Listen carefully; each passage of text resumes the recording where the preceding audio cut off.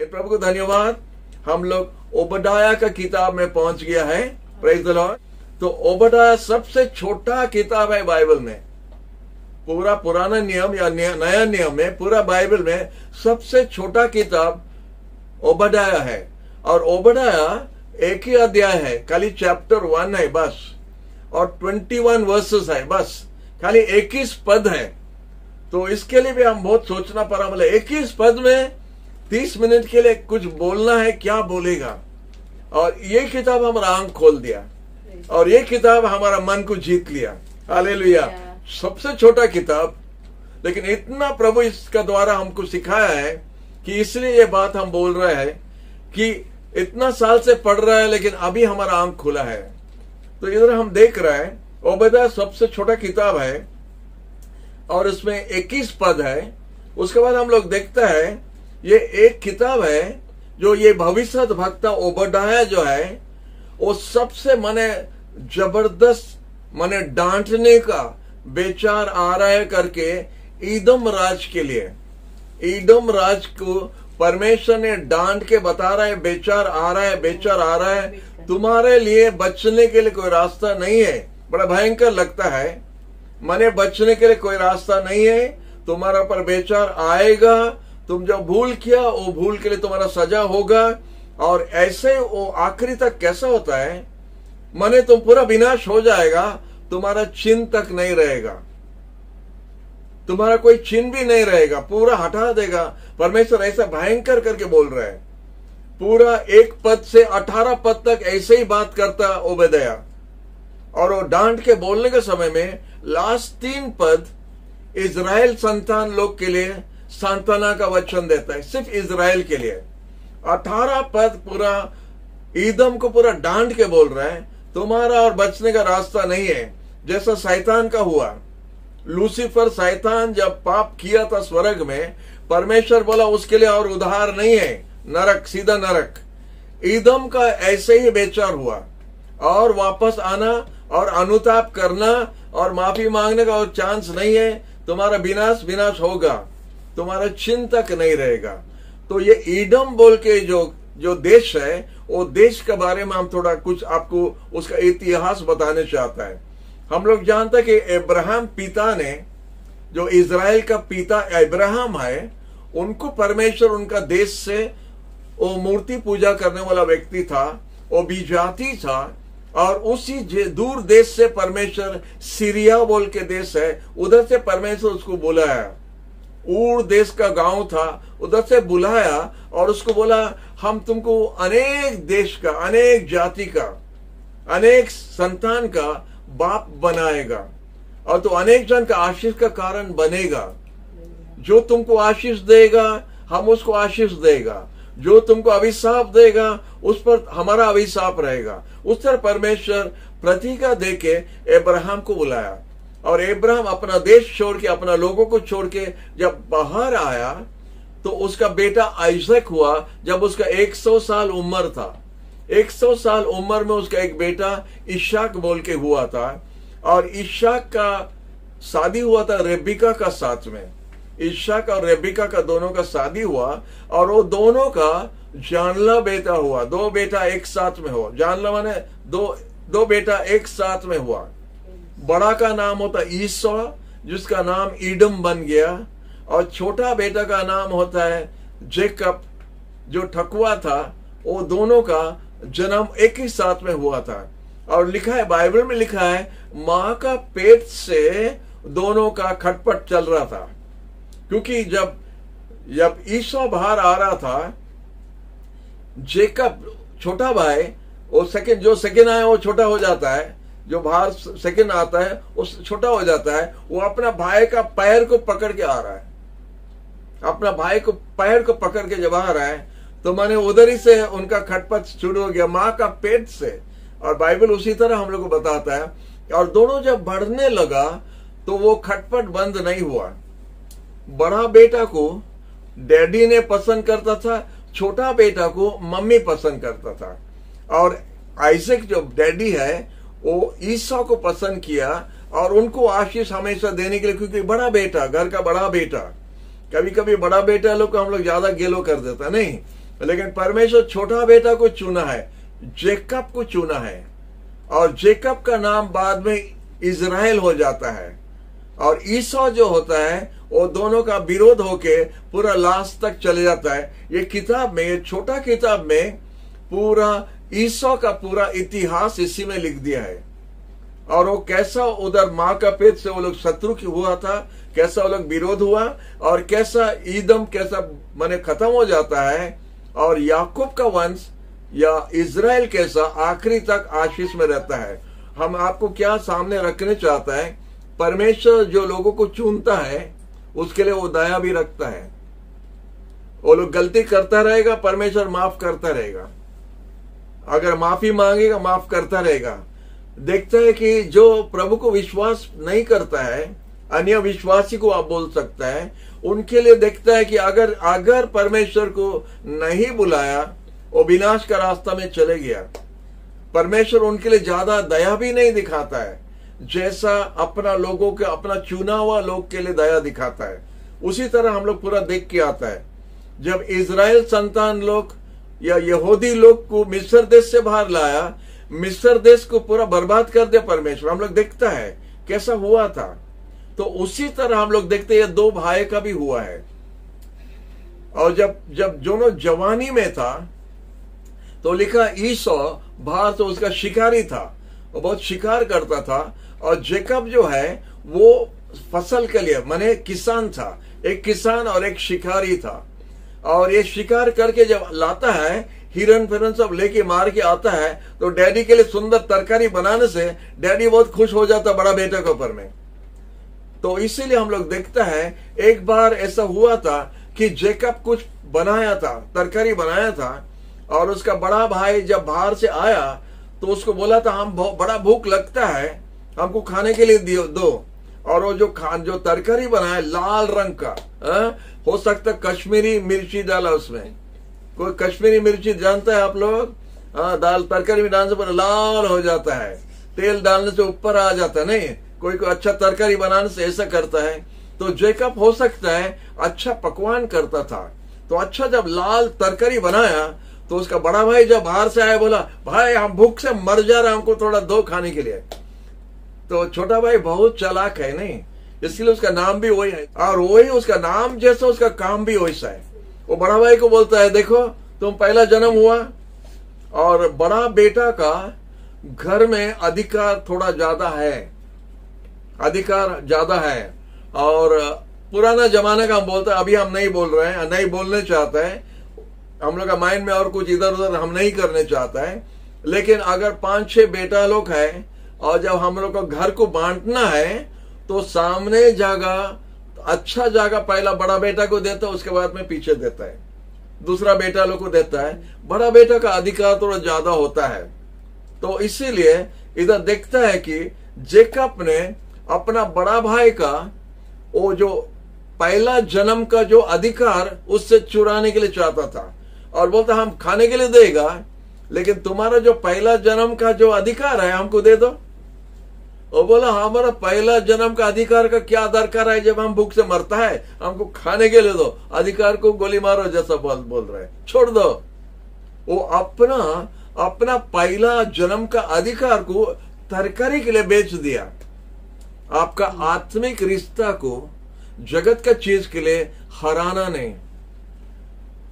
हम कुछ बात बोल रहे इधर में, जगत का चीज के लिए अपना आत्मिक चीज को कॉम्प्रोमाइज मत करो, ढीलापन मत करो आत्मिक विषय के लिए। आत्मिक विषय होता पहला, जगत का होता दूसरा, उसका बाद में। कभी कभी हम लोग कोई जगत का काम के लिए हमारा आत्मिक विषय के लिए हम ढीलापन कर देता है। चर्च जाने के लिए, प्रार्थना करने के लिए, बाइबल पढ़ने के लिए, सहभागिता रखने के लिए हम लोग थोड़ा ढीलापन कर देता है। जगत थोड़ा काम था। तो कभी कभी हम किसी से पूछता है अगर थोड़ा काम था आप संडे को नहीं आ सका, ज्यादा काम होने से क्या होगा? ऐसे ही होता है। तो इसे थोड़ा काम, लेकिन आया नहीं ना। जब आया नहीं माने आप उस समय का आशीष आप खो दिया है, वो चले गया, वापस नहीं आता है। तो बड़ा भाई यही भूल किया, छोटा भाई को बोलता है तुम्हारा लाल तरकारी के लिए हमारा बड़ा भाई का जो हिस्सा, आपका जो अधिकार है, हम आपको दे दिया। और इसीलिए उसका नाम ईसौ से उसका नाम ईडम हुआ। ईडम का मतलब होता है लाल। उसका हिब्रू भाषा में उनको ईडम बोलने से लाल रंग, और लाल तरकारी के लिए उसको वो लाल नाम भी मिल गया। ईडम उसको इसीलिए मिला, वो लाल तरकारी के लिए अपना अधिकार को बेच दिया, तो उसका नाम भी लाल करके रह गया। आप ईडम बोल सकते या लाल बोल सकते हैं, बराबर सेम है। तो ईडम का इतिहास उधर से शुरू हुआ। उसके बाद में क्या हुआ, उसका डैडी जब बोला था अपना बड़ा बेटा को, तुम जाके आज शिकार करो, हमारा थोड़ा इच्छा हो रहा है आपको स्पेशल आशीष देने के लिए, तो इसलिए शिकार करके लाने से और हम आपको आशीष स्पेशल देगा। तो अपना माँ ने, जेकब का माँ सुन लिया, रेबिका, उसका छोटा बेटा को बोला देखो डैडी ऐसा बताया है, आप एक काम करो, आप जाके एक मेमना को काट के ला दो इधर, हम तरकारी बना के देगा डैडी को, तुम डैडी के पास में चले जाओ बड़ा भाई का जैसा, और आप बड़ा भाई का आशीष ले लो। पुराना जमाना में लोग आशीष को बहुत कीमती सोचता था। बड़ा लोग जब हाथ रख के आशीष देगा बहुत कीमती था। आजकल का जमाना नहीं चाहता है, खोजता नहीं आशीष के लिए, लेकिन बड़ा लोग का आशीष लेना, ज्यादा से ज्यादा मम्मी डैडी का, ग्रैंड पेरेंट्स का, दादा दादी का आशीष लेना। उनका आंसू गिरने के लिए मत दो, मम्मी डैडी का आशीष गिरने के लिए मत दो, बहुत डेंजर है उनका आशीष लेना। Praise the Lord. तो इधर क्या हुआ, रेबिका अपना बेटा जेकब को बोला तुम एक मेमना, एक बकरी लेके आओ, हम बना के देगा, तुम डैडी के पास चले जाओ, आशीष ले लो, बड़ा भाई का आशीष ले लो। और वही काम वो किया था। जाके इधर में थोड़ा बकरी का रोम लगा दिया है, कपड़ा बड़ा भाई का पहन लिया, डैडी के पास चले गया। डैडी का आंख कमजोर था, दिखता नहीं, लेकिन आवाज सुन सकता है, तो चले गया। डैडी को बोला हम तुम्हारा बड़ा बेटा है ईसा, और इसीलिए हमारा खाना खा के हमको आशीष दो। और उसी तरह हुआ, वो खा के उनको आशीष देने के बाद जेकब जब बाहर आया तो बड़ा भाई शिकार से आया और बोला डैडी हमको आशीष दो, हम आ गया है। तो डैडी बोला अभी अभी कौन गया है बाहर, अभी अभी हम तुम्हारा आशीष लेके चले गया है। तो ईसा जान गया, या ईडम जान गया, उसका छोटा भाई उसको फिर और एक बार थका दिया। पहला बार उसको थकाया,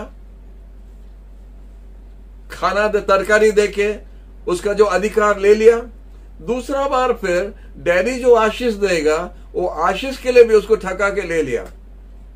तो इसीलिए बड़ा गुस्सा हो गया, ईसा बड़ा गुस्सा हो गया, ईडम बड़ा गुस्सा हो गया और बोला डैडी का काम जब खत्म होगा, डैडी मरने के लिए जा रहा, बूढ़ा हो गया है, तो इसका हम बराबर कर दे, इसको भी हम सीधा कर देगा। तो रेबिका सुना और डर गया और अपना बेटा को बोला तो इधर से फरार हो जाओ, भाग जाओ इधर से, या बड़ा भाई मार देगा। तो जेकब उधर से चले गया अपना ससुर का घर, और वही शत्रुता हम उसको बढ़ाने नहीं चाहता है, क्योंकि हम उधर में नहीं जाना चाहते हैं, हम ओबेदाया के पास वापस आने चाहते हैं।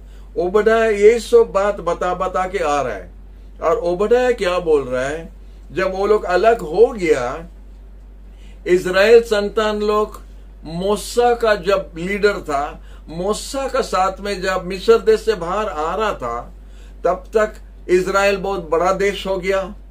ईदम भी, ईसा का जो देश वंश बहुत बड़ा हो गया, एक बड़ा जाति हो गया। अभी दो देश हो गया है, इजराइल और ईदम, दो देश हो गया। और जब इजराइल संतान लोग मिस्र देश से बाहर आ रहा था और जब जा रहा, उस रास्ता से जा रहा था, तो लिखा है ईदम उनका जगह से जाने के लिए नहीं दिया। वो लोग पार होके दूसरा पार जाने के लिए उनको रास्ता नहीं छोड़ा, बोला हमारा देश से नहीं जाएगा। भाई का शत्रुता उधर भी दिखता है, उनका बच्चे लोग अभी इनका बच्चे लोग को विरोध करता है।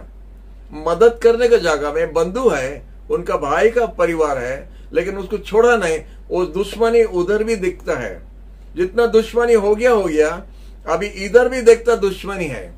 और इसीलिए ओबेदाया वही बात बोल रहे हैं, जब इजराइल संतान लोग बाहर आया तुम उनका विरोध किया, उनको मदद नहीं किया, तो इसलिए परमेश्वर का क्रोध तुम्हारे ऊपर में आ रहा है, तुम्हारा बेचार होगा। उसके बाद में देखते जब इजराइल संतान लोग चले गया, बीच बीच में वो लोग विरोध करता था। जब सौल राजा हुआ था उस समय में ईदम उनका विरोध किया था, और जब दाऊद राजा हुआ, दाऊद राजा फिर उनके ऊपर में विजय किया, फिर उनको दबा के उनको कब्जा करके उनके ऊपर में राज करता था। उसके बाद देखता है और एक राजा आया, यहोशापात राजा आया, वो लोग फिर और एक राजा आने का आजादी हो गया, जैसा हम लोग ब्रिटिश आजादी हो गया, उनका भी ऐसा इजराइल से आजादी हो गया।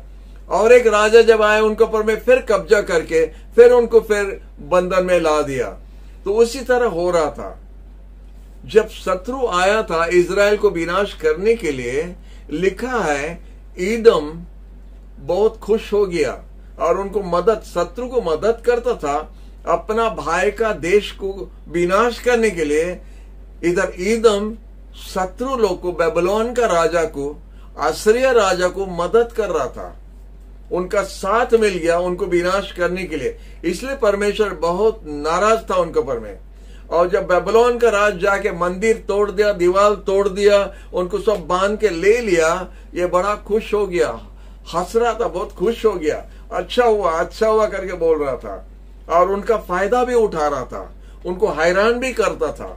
उनका जो हैरान हुआ है, ये लोग जाके और भी लूट करने के लिए जैसा जाके उनको और भी हैरान कर रहा था। भाई भाई का देश, उसका दुश्मनी उधर खत्म नहीं हुआ।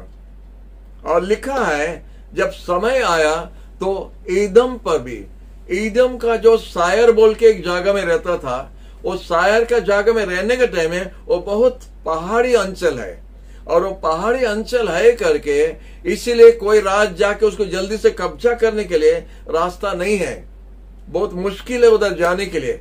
इसीलिए ईदम सोचता था हम बहुत सुरक्षा में हैं, हम बहुत सुरक्षित हैं, इधर कोई आने नहीं सकता है, इधर कोई मारने नहीं सकता है, कोई शत्रु इधर पहुंचने नहीं सकता है, बहुत पहाड़ी है, जैसा हमारा अफगानिस्तान है, बहुत पहाड़ी जगह है, तो इसलिए उधर जाके माने कब्जा करना बहुत मुश्किल है।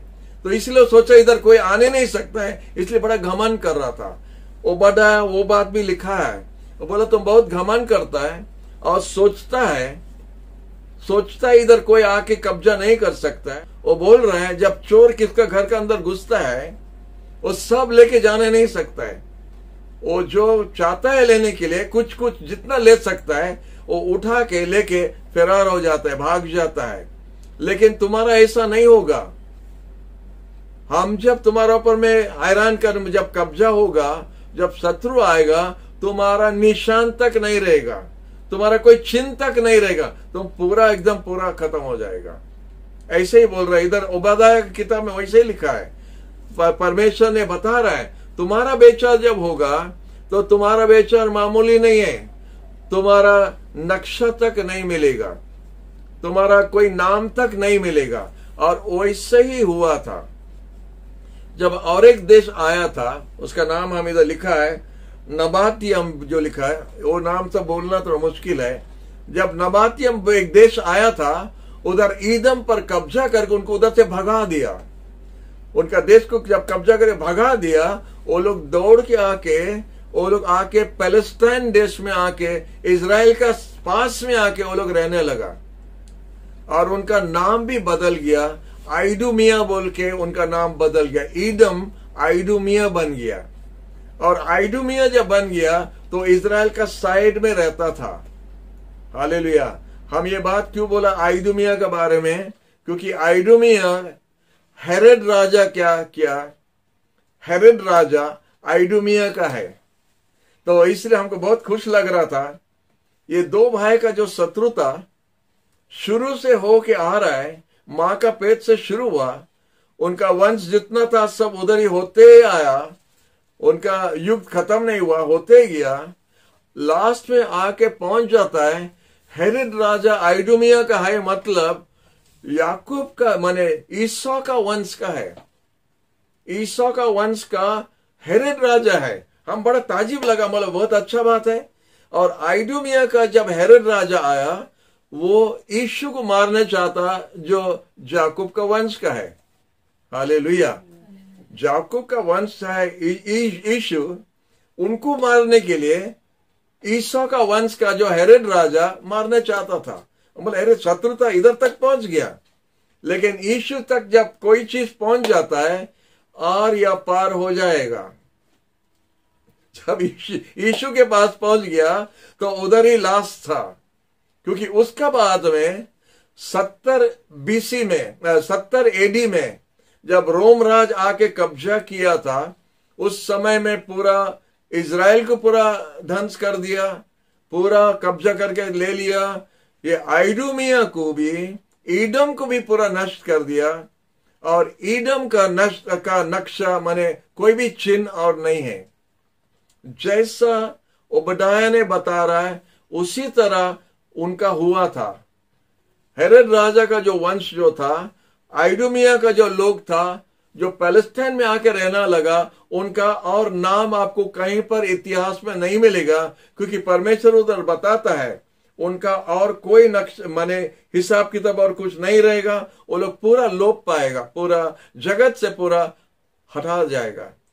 Praise the Lord. तो यही किताब में यही लिखा, छोटा किताब लेकिन इतना मसाला है इसमें, इतना इतिहास है, इतना सुंदर सुंदर लिखा है। हम पूरा ताजे हो गया, बोला ये सब हीरा इसके अंदर है, हम पहला देखा नहीं, क्योंकि हम लोग किताब पढ़ के जाता है नहीं, जब अंदर देख के स्टडी करता है, प्रभु रखा है सुंदर विषय हम लोग के लिए।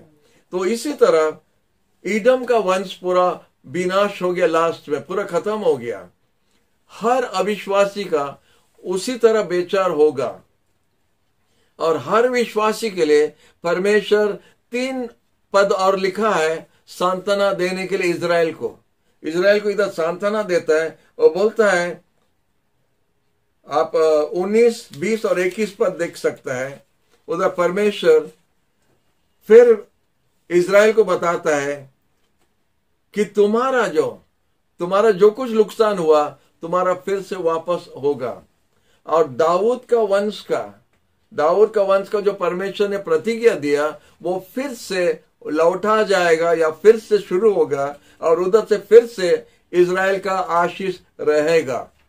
इसलिए हम लोग देखते हैं अभी इजराइल अभी भी है, अभी भी हम लोग देखते हैं इजराइल बोल के एक देश है। ईदम का नाम और नहीं है, आइडुमिया भी और नहीं है, और हम लोग जो पहला देखते हैं वो जाति के बारे में और कुछ नहीं है, खत्म हो गया है। लेकिन इजराइल अभी तक है, प्रभु का लोग वो हमेशा रहेगा, क्योंकि परमेश्वर जिसको चुना है उनको संभाल के आखिरी तक रख सकता है। Praise the Lord. ये किताब में यही सब हम लोग मिलता है, और उसको हम टालने नहीं चाहता है, और बहुत कुछ है। प्रभु को धन्यवाद कि प्रभु जो कुछ करता है वो उनका लोगों का फायदा के लिए करता है। जब रोम राज आया 70 AD में, हम बता रहा था, जब आक्रमण करने लगा, उस समय में आखिरी समय में ईडम जो है, जो आइडुमिया हो गया, वो इजराइल का साथ में मिलके रोम राज का विरोध में खड़ा हुआ, वो लास्ट समय। लेकिन उसका और कुछ नहीं था, तब तक परमेश्वर बेचार कर दिया कि उसका और कुछ रहना नहीं, और उधर ही उसका सब खत्म हो गया, और उधर से ईडम का वंश पूरा शेष हो गया, खत्म हो गया। लेकिन इजराइल अभी तक है। प्रभु को धन्यवाद कि हम लोग देख सकता है कि प्रभु का बच्चे लोग प्रभु आशीष देने के लिए फिर भी वादा देता है। आप प्रभु का बच्चा है, आप प्रभु पर विश्वास किया है, हमारा अनुताप करने द्वारा, हमारा आके माफी मांगने द्वारा हमारा आशीष फिर शुरू हो सकता है। हम लोग अन्य जाति का जैसा नहीं है। परमेश्वर हम लोग का ऊपर में बेचार नहीं घोषणा किया है, बेचार भविष्यवाणी नहीं किया है। हम लोग के लिए परमेश्वर ने आशीष देने के लिए वादा किया है। वो बताया कि आशीष तुम्हारा होगा, जो आपको आशीष देगा वो आशीष पाएगा, जो अभिशाप देगा वो अभिशाप होगा। इब्राहिम को बताया, और ईडम वही किया था, बड़ा भाई ईसा वही किया था, उनको अभिशाप दिया, उनका विरोध किया, उनका भी परमेश्वर ने अभिशाप देके उसको खत्म कर दिया। लेकिन जो उनको मदद किया उनको परमेश्वर ने आशीष दिया।